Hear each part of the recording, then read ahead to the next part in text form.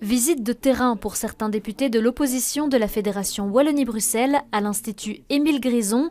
Ils viennent se rendre compte sur place des conséquences de la nouvelle réforme de l'enseignement qualifiant.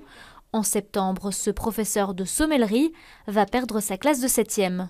On a créé cette 7e il y a 5 ans. Il y avait une demande d'une part du côté professionnel et d'une part du côté de nos étudiants.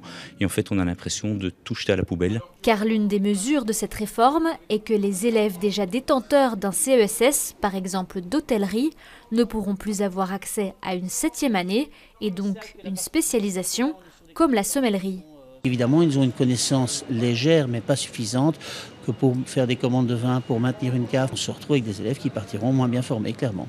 L'idée du nouveau gouvernement de la Fédération Wallonie-Bruxelles, c'est de réorienter ces élèves déjà diplômés vers des formations pour adultes.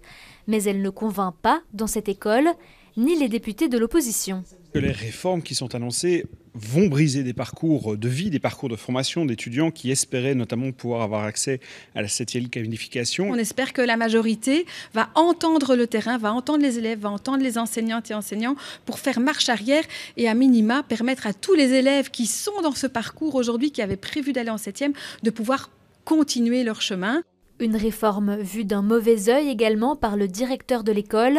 Il craint de voir certains élèves, comme les artisans boulangers, pâtissiers, faire des choix de vie importants trop tôt. Directement faire le choix d'être soit l'artisan, donc le gestionnaire d'une entreprise, ou l'ouvrier, boulanger, pâtissier dès le départ, alors qu'ils ont 14 ou 15 ans et c'est quand même difficile de faire ce choix-là à ce moment-là. La réforme prévoit aussi une réduction de 3% des périodes de cours, de quoi menacer dans cette école, selon son directeur, 6 équivalents temps plein.